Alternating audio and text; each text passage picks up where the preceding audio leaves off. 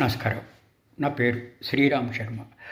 ప్రముఖ cinema actor, producer Mohan Babu గారి పైన ఒక attempt murder criminal case register చేయడం జరిగింది.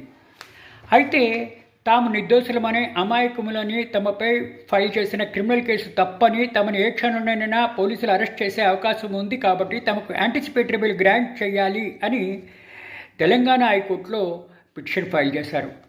మోహన్ బాబు గారు ఆరోగ్యం సరిగ్గా లేదని, అందుకోసం అతనికి యాంటిసిపేటరీ బెయిల్ ఇవ్వాలని పిటిషన్లో పేర్కొన్నారు. ఇది Telangana high court justice K Laxman గారు దగ్గరికి వచ్చింది.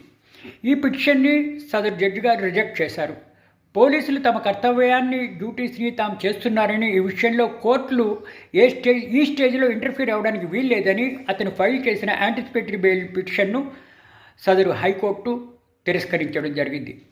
అంటే దీని అర్థం ఏంటి?